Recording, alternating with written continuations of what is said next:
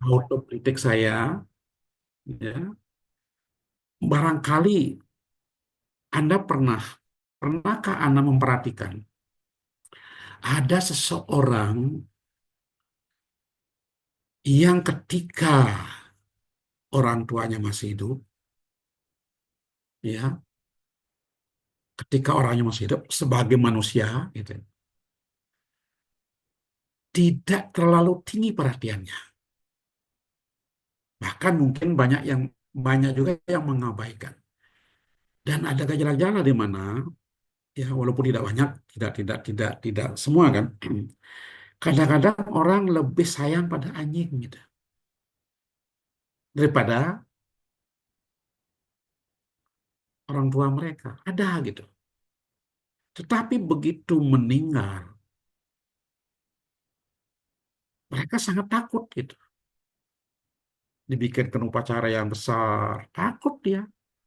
Ketika orang tuanya udah berubah jadi leluhur gitu kan.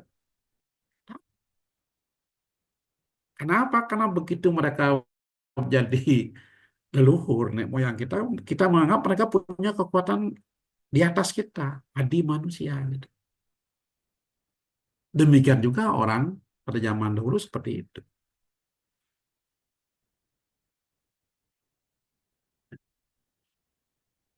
Itu yang pertama. Jadi mereka menganggap bahwa roh nenek moyang kita itu, apalagi kita sudah linggihkan di sanggah kemuliaan kita, makanya orang-orang kita kalau di Bali kan ada ngaben, kemudian apa, ngelingyang dewa istilahnya kan, dengan barangkali waktu hidup Anda belum pernah ngajak orang tua bertamasya kemana-mana kan. Tetapi begitu meninggal, bakar, nyekah, Anda ajak mereka kemana-mana, ke pura, Lempuyang, Gua Gajah, gitu kan. Jangan-jangan waktu hidup tidak pernah diajak kemana-mana gitu kan. Ini masih gejala seperti itu, kita memang sangat menghormati leluhur kita gitu. Karena kita menganggap mereka punya kekuatan dari manusia. Yang kedua, kenapa Anda juga menghormati nenek moyang atau leluhur kita, baik yang sekian tingkat, sekian level itu. Kadang kita tidak tahu sekitar ini sudah ke level keberapa gitu kan. Tapi kita tetap memuja. Sekarang saya bertanya, adakah di antara kalian tidak mewarisi sesuatu dari nenek moyang kalian? Atau kata, apakah Anda yakin bahwa apa yang Anda nikmati sekarang, apa yang kita punya sekarang, itu warisan dari leluhur kita? Entah yang keberapa gitu. Betul nggak? Silakan siapa yang bisa berpendapat. Benarkah kalau dikatakan, wah Anda ini pewaris itu, pewaris dari apa yang diwariskan oleh nenek moyang kita.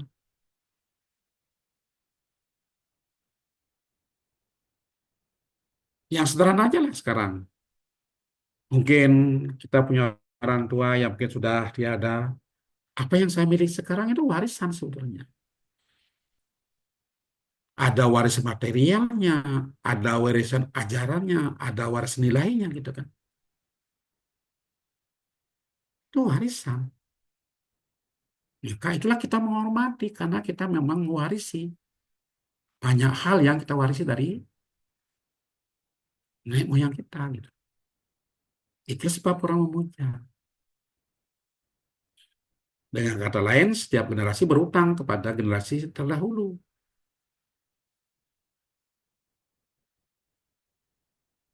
Yang tentu saja tidak bisa dibayar gitu.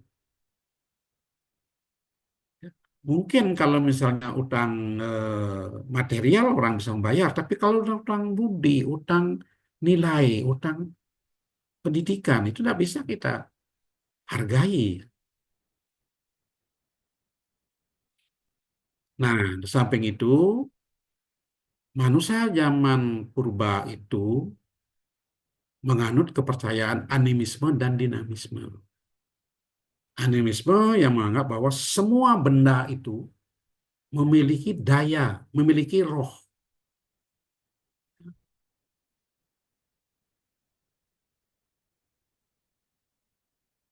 memiliki kekuatan, memiliki power. Di Danisme itu bahwa menganggap semua benda itu memiliki roh.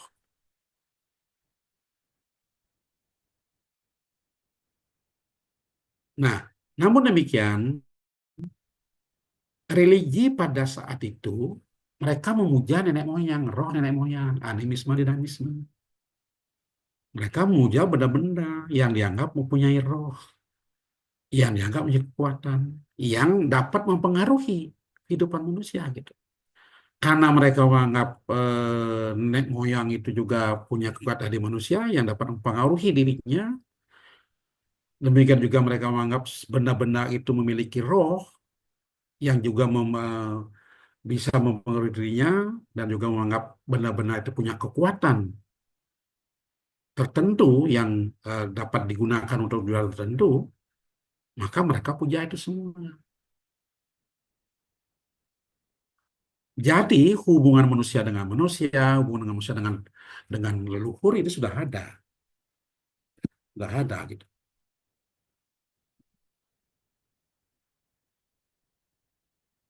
Nah ini tambahan ya.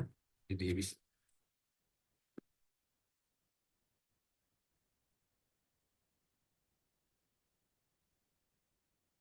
nah itu hubungan mereka dengan leluhur ya. Hubungan leluhur. Saat itu belum masuk apa Hindu belum masuk, dia belum masuk paham agama di situ. Nah kemudian bagaimana hubungan manusia dengan manusia? Ya. Nah alasannya kenapa mereka bentuk desa-desa prasejarah? Yang pertama tentu saja secara naluriah setiap manusia membutuhkan manusia lainnya gitu ya, termasuk kebutuhan seksualitasnya, termasuk kebutuhannya untuk berkembang biak. Tidak ada manusia yang bisa hidup sendiri. Oleh karena itu maka dia disebut dengan makhluk sosial, homo socius. Jadi manusia itu homo socius, makhluk sosial. Karena pun begitu, betapapun kayanya kita, betapapun hebatnya kita, tidak bisa hidup dari orang, eh, tidak bisa hidup sendiri.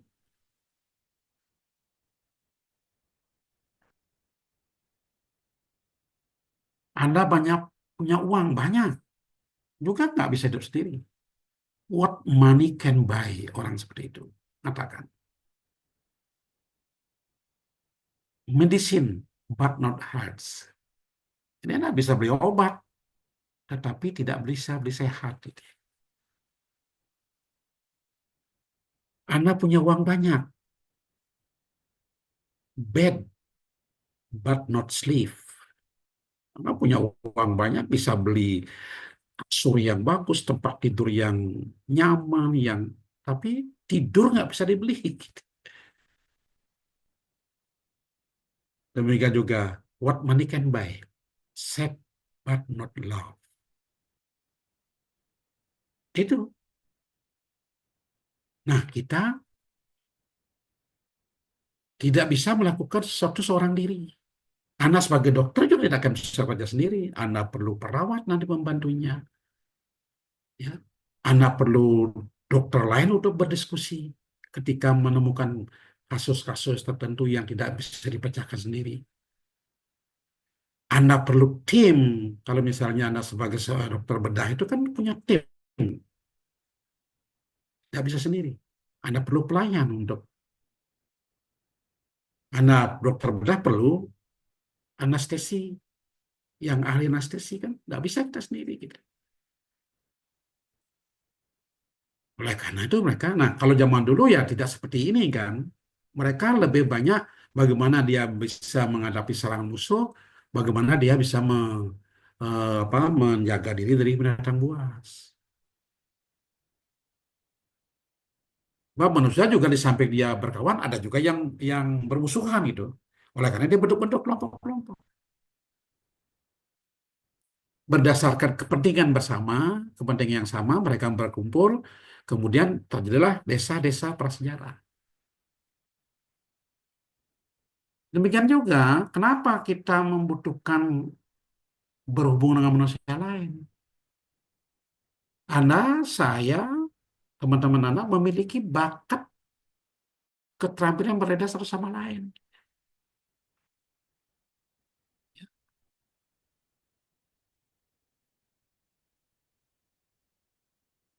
Anda ahli bedah, tapi mungkin tidak ahli dalam eh, penyakit dalam, itu misalnya. Berbeda-beda. Oleh karena kita perlu. Di satu sisi memang, di samping berbeda-beda kemampuan itu, itulah yang juga akhirnya apa? Menyebabkan manusia itu kemudian punya profesi-profesi yang berbeda gitu. Punya kedudukan-kedudukan yang berbeda.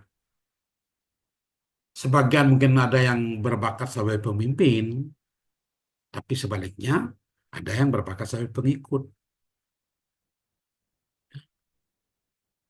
di follower gitu. Nah inilah yang menyebabkan orang selalu berhubungan satu sama lain ya.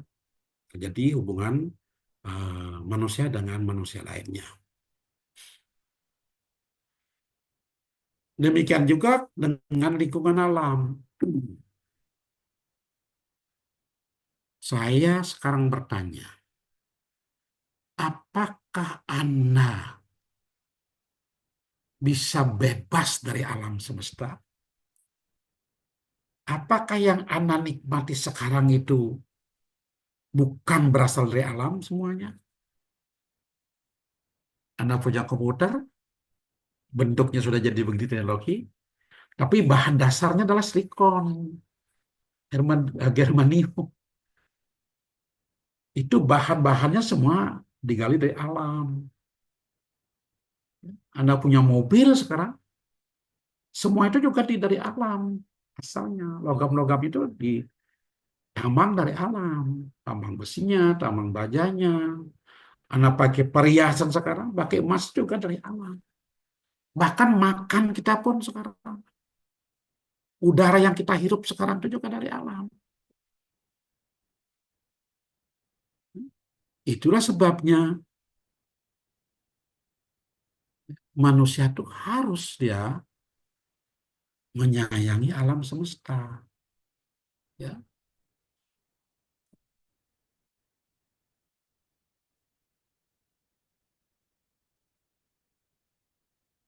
jadi lingkungan alam itu menyediakan berbagai kebutuhan hidup manusia itu. Bernapas saja kita bergantung pada alam. Oksigen itu dari alam.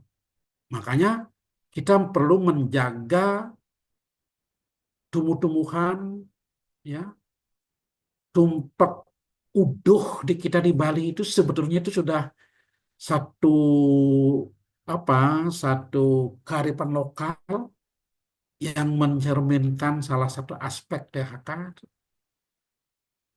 Karena pada waktu tumpah uduh kita itu pantang untuk menebang pohon, bahkan kita memberikan satu pemujaan terhadap Tuhan yang memang dalam fungsinya sebagai pencipta tumbuh-tumbuhan.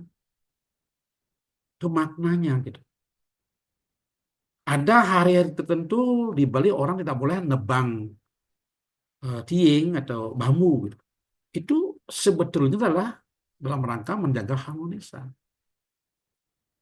Jadi kalau hutan kita lestari, banjir bisa terkendali, sumber air menjadi terjaga, oksigen itu selalu terpenuhi.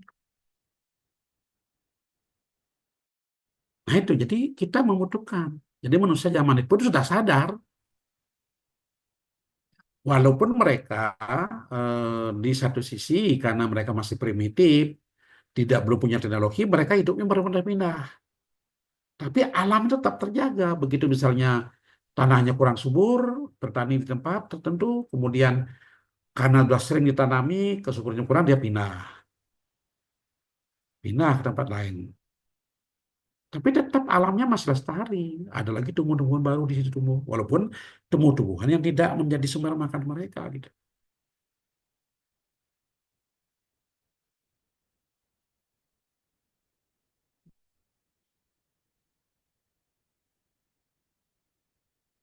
Jadi ini sebabnya kenapa kita harus manusia itu menjaga alam. Nah demikian juga ketika kita meninggal, semua ya, semua makhluk ketika meninggal dia kembali ke alam. Ya, kalau kita di Bali ada yang ngaben, ngaben dikembali kepada sumbernya Panca Mahamudra. Tapi bagi orang-orang yang tidak membakar, bahwa ada juga di Bali orang tidak membakar, menguburkan, dia kembali juga ke alam, kembali ke alam. Itulah sebabnya kenapa manusia purba, termasuk kita sekarang, memang perlu menjaga alam semesta. Nah, lalu gimana kemudian eh, munculnya konsep THK, di mana pada dimensi roh nenek moyang itu kemudian berganti menjadi Tuhan atau Brahman. Ini dengan masuknya Inu ke Bali atau Nusantara. Terjadi Indosisasi, maka mereka yang memuja luhur kemudian eh, dikenalkan dengan Brahman, konsep Brahman, Tuhan yang Maha. Gitu. Jadi muncullah sekarang eh, Tuhan dengan sinar sucinya, Div atau para dewa. Gitu. Inilah yang akhirnya munculkan konsep baru dalam THK itu menjadi parahyangan, pawongan, palemahan. Parahyang itu merumus dengan Tuhan yang Maha Esa, pawongan hubungan dengan sesama manusia, palemahan hubungan sesama alam dengan alam semesta. Kenapa kita harus menjaga hubungan? Nah, itu tadi yang sudah kita sampaikan.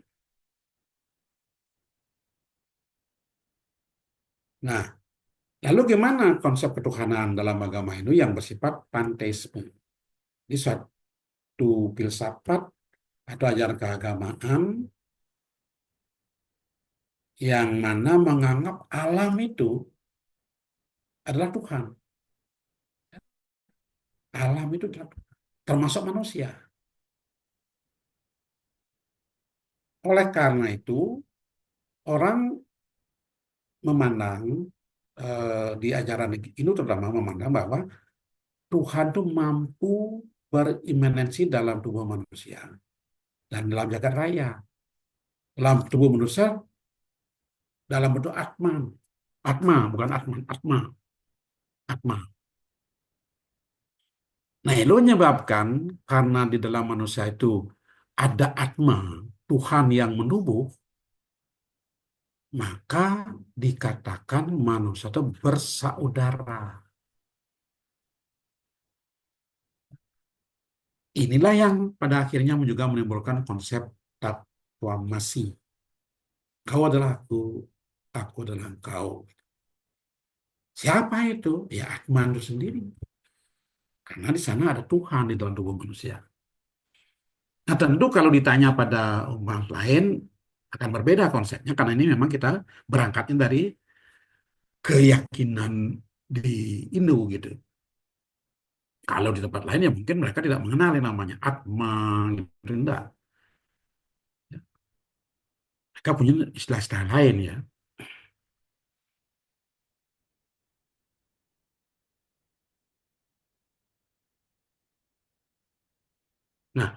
Tuhan juga mampu berimanensi dalam alam. Oleh karena itu, alam itu sendiri merupakan saudara kita juga. Saudara kita juga. Sehingga patut dijaga, patut disayangi. Ya. Patut kita menjaga hubungan harmonis dengan alam.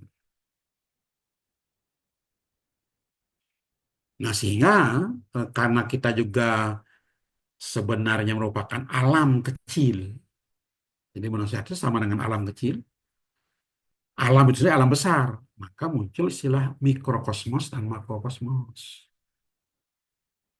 Kita sendiri adalah mikrokosmos. Karena kita juga dibentuk dari unsur-unsur alam. Apa Teja, Bayu, Pratiwi gitu kan Pancamamutha itu. Sehingga bagi orang-orang Bali, Inuh, Bali dan juga India sebetulnya gitu, maka ritual pengabenan itu membakar mayat itu dalam rangka mengembalikan manusia ke unsur-unsur pembentuknya gitu. Mengembalikan manusia itu ke alam sebetulnya. Mengembalikan manusia ke saudaranya gitu. Pembentuk manusia sendiri. Teja ketika dibakar ada apinya ya. Sebagian bisa menguap jadi air. Nah itu dikembalikan ke situ.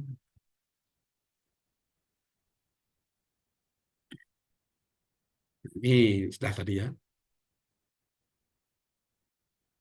Nah inilah kemudian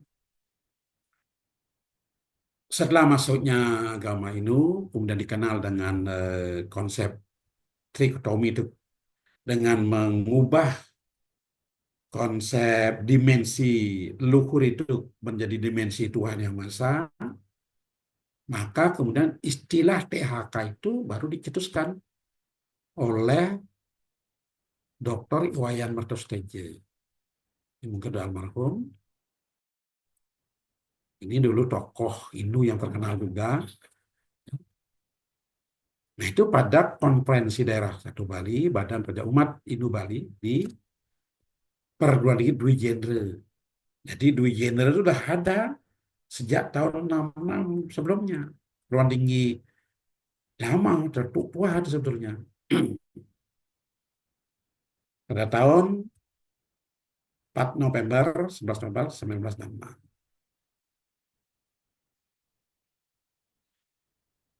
Konferensi itu ada berdasarkan apa?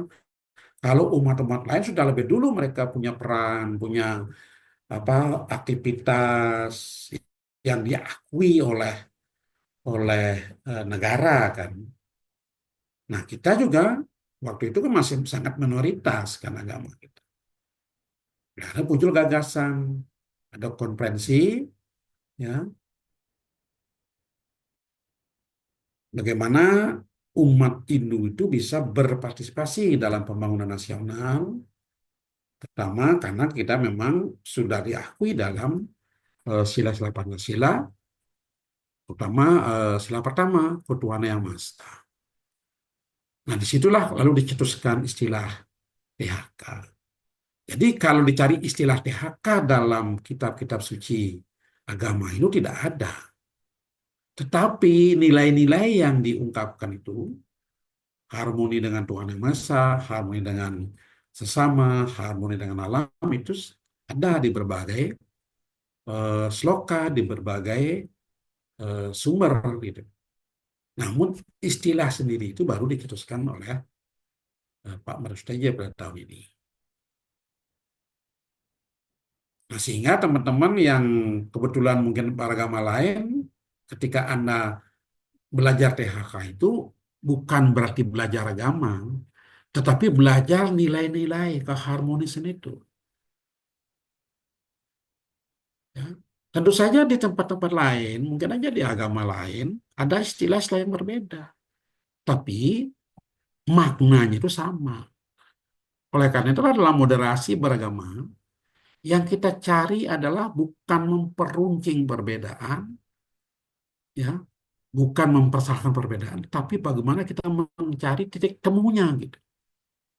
titik temu antar agama, antar kepercayaan itu. Itu yang dicari. Nah, sehingga kalau titik temu itu kita dapatkan, itulah yang nanti kita bisa mengharmoniskan kita antara etnis, suku, ras, dan agama yang lain. Nah, oleh karena itulah bagaimana kita sebagai manusia supaya harmonis bagi kita mengorkestra perbedaan-perbedaan yang ada gitu. Ibaratnya Anda main band, pemain band kan, ada bagian drumnya, ada bagian gitarnya, ada violinnya, ada pianonya. Itu kan ada cara memukul, cara memainkan yang berbeda-beda dalam waktu juga yang berbeda-beda gitu. Jadi kalau semua sekalian berbunyi tidak menurut atur tertentu ya tidak terorkestra, maka yang terjadi keributan. Sama dengan kita di Bali punya gong, ya. Itu kan ada macam-macam, ada kenangnya, ada kempurnya, ada gongnya, ada calongnya, ada cengkengnya gitu. Tapi ketika itu diatur berbunyinya, kapan calung berbunyi, bagaimana cara mukulnya, itu jadi keindahan yang terdengar. Oleh karena itu, esensi daripada keindahan itulah perbedaan. Gitu. Nah, THK ini juga akan mengajarkan ke situ. Bagaimana kita bisa menghargai satu sama lain. Anda pasti berbeda dengan teman-teman seiman saja, seagama saja, sesuku saja Anda berbeda, tidak yang sama. Apalagi dengan agama yang berbeda, suku yang berbeda, pasti ada perbedaan-perbedaan. Di dalam kelas Anda sebenarnya dia udah mengorkestra perbedaan itu. Anda juga sudah menerapkan sebenarnya THK, konsep THK di kelas itu. Ada saat-saat Anda harus bagaimana berhubungan dengan Tuhan Yang Maha Esa pada cerita tertentu, kemudian bagaimana Anda berhubung dengan sesama dalam bentuk kerja kelompok, dalam bentuk aktivitas-aktivitas kemahasiswaan, ya. Bagaimana Anda melakukan pengabdian masyarakat yang tidak pernah kita memandang. Ketika ada panti jompo misalnya, kalau panti jomponya itu berasal dari berbagai etnis, agama, Anda tidak akan tanya gitu, Nek, agamanya apa sih? Gitu. Ketika Anda membantu orang sebagai dokter, Anda tidak akan pernah tanya. Ketika Anda mengobati pasien itu, Anda akan tidak pernah tanya kan? Dan tidak boleh. Oh ini Anda agamanya apa sih? Gitu. Apalagi ketika misal kita membantu orang kecelakaan, itu ya, tidak pernah nanya itu kan. Jadi sudah kita menerapkan satu konsep keharmonisan gitu.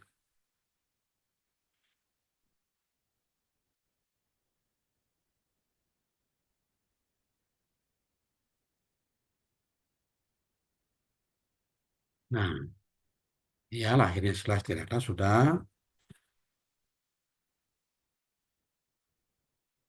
Nah, lalu apakah walaupun dia tidak ada di dalam apa istilahnya tidak ada di dalam kitab-kitab suci kita, namun nilai-nilai THK ini sebenarnya juga ada legitimasinya, ada juga dukungan-dukungan daripada konsep-konsep keagamaan. Demikian juga di tempat lain, mungkin hubungan manusia dengan Tuhannya disebut apa gitu. Manusia dengan manusia disebut apa. Lalu bagaimana dalam kitab suci mereka dinyatakan itu. Tentu tidak dalam dalam istilah THK kan. Ini juga demikian. Dalam agama kita juga begitu. Ya.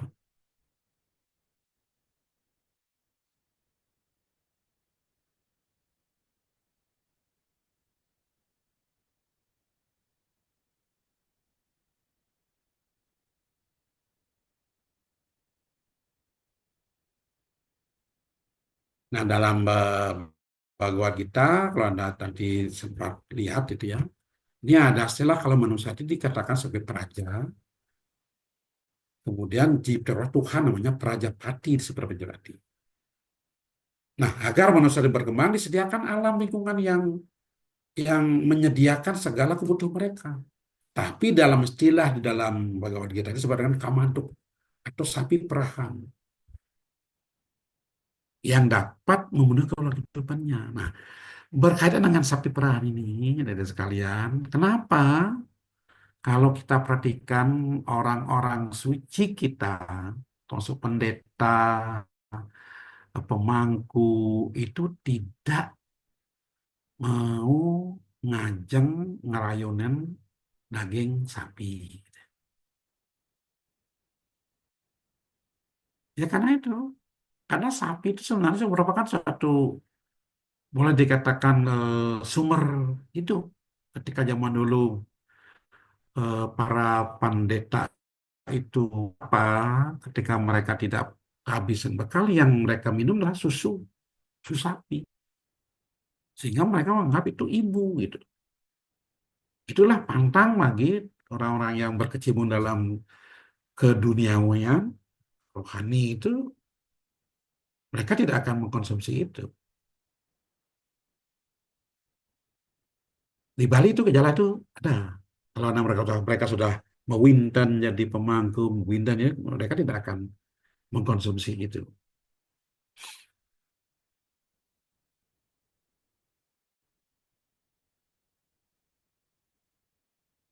Jadi ada legitimasi dalam konstitusi kita. Nah, setelah sekalian, kalau kita perhatikan, THK itu bukan konsep-konsep yang terpisah-pisah ya. Jadi satu sama lain itu saling berhubungan. Ya, oleh karena itu dikatakan THK itu bersifat integralistik, terintegrasi. Nah, kalau kita lihat dari katanya kan tri hita, ya, tri hita karana tiga penyebab kesejahteraan atau kebahagiaan. Apa itu? Parayangan, pelemahan, pawungan.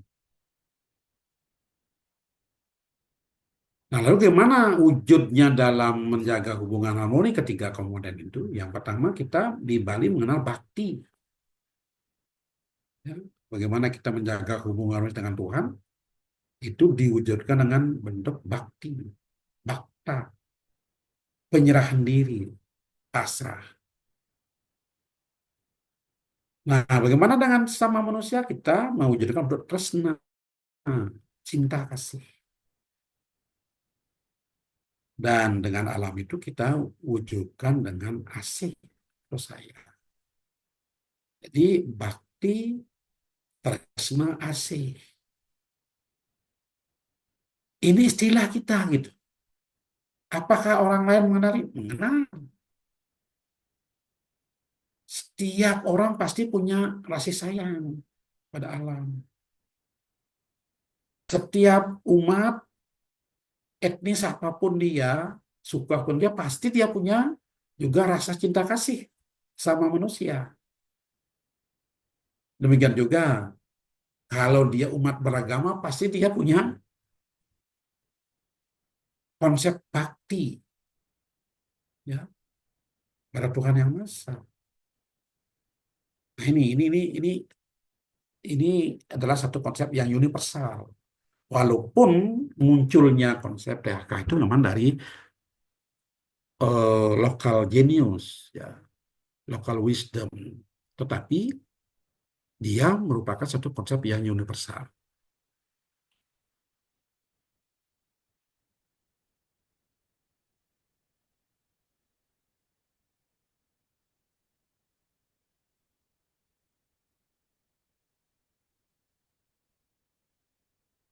Nah, kenapa juga kita bisa menerapkan norma-norma, kemudian nilai-nilai? Karena Tuhan itu mewahyukan ajaran agama Sehingga di tempat setiap agama itu punya nabi, mereka kan punya, dan itu syarat yang menerima wahyu. Kemudian ada yang dituliskan wahyu, kemudian ada yang disampaikan dalam bentuk lisan. Kitab-kitab suci itu sebetulnya wahyu Tuhan yang dituliskan itu. Nah, itulah yang kita pakai pedoman. Bagaimana kita berhubungan dengan manusia lainnya, berhubungan dengan alam, berhubungan dengan Tuhan itu sendiri.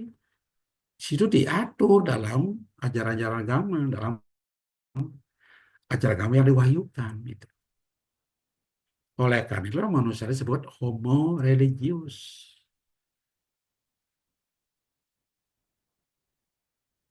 Makhluk yang beragama.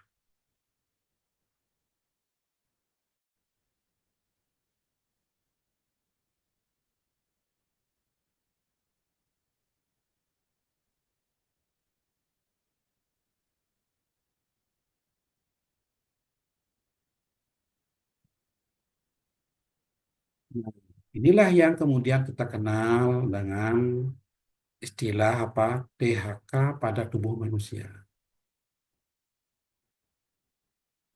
Di mana manusia itu sendiri ada atman, roh, ada pikiran, mana, ada tubuh. Roh ini adalah Tuhan yang menumbuh. Tuhan. Sehingga, saudara sekalian, sepanjang roh ini ada, manusia itu suci sebetulnya. Ya, makanya ketika manusia, rohnya udah hilang, manusia itu mati, sebal kita, gitu. Kotor. Itulah sebabnya kenapa kalau kalau kita di Bali meninggal itu tidak kita bawa, kita tidak sholatkan, kita tidak sembahyangkan jenazah orang tua kita gitu. Tetapi kita memang memohon ke pura, mohon tirta, ya, untuk bagaimana nanti roh orang tua kita itu bisa mendapatkan tempat yang layak. Kita memang ke pura juga, tapi tidak didampingi oleh jasa dari orang tua kita. Ketika kita nasir ke perdalam itu kan tetap kita kabur. Tirtanya lah kita pakai untuk yang dipercikan nanti kepada apa jasa dari orang tua kita. Nah, inilah yang kita sebut kalau di dalam sekarang ada Tuhan di sini, maka dimensi Atman ini kita sebut sebagai dimensi parahyangan. Dimensi parahyangan.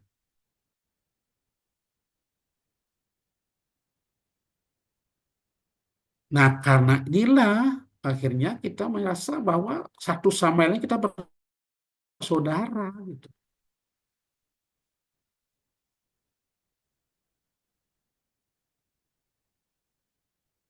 Nah, demikian juga kalau pikiran inilah pawongan. Pikiran ini kita identikan dengan pawongan. Karena berpikirlah menyebabkan manusia itu ada.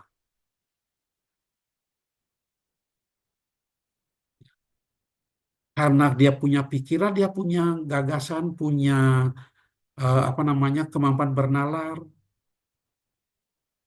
ya, dan punya rasio. Sehingga manusia itu kalau itu makhluk yang rasional.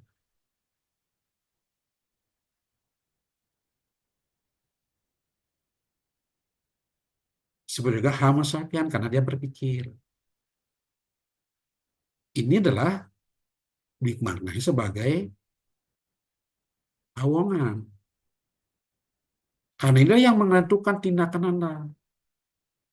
Maka Gani mengatakan, jagalah pikiran Anda, karena pikiran Anda akan menjadi perkataan Anda. Gitu. Jagalah perkataan Anda, karena perkataan itu akan jadi perbuatan Anda. Jagalah perbuatan Anda, karena perbuatan Anda itu akan menjadi habit, karakter. Jadi pikiran semua sumbernya gitu loh.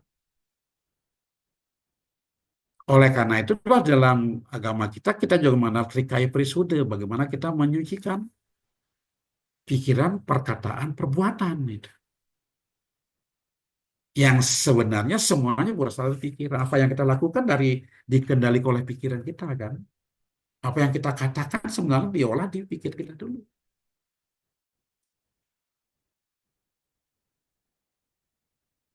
Nah, tubuh manusia lah kita pandang sebagai lemah. Ini adalah konsep THK dalam tubuh manusia. Nah, saudara sekalian, kira-kira itu gambaran bagaimana THK itu berkembang dari apa embrionya pada zaman prasejarah menjadi THK yang kita pahami sampai sekarang ini. Nah,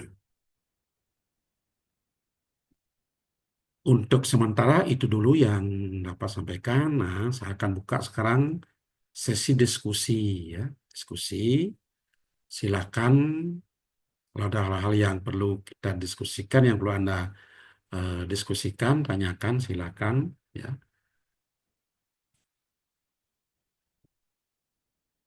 Tentu saja, tentu kalau ada pertanyaan-pertanyaan yang sulit, barangkali tidak bisa saya jawab, mari kita cari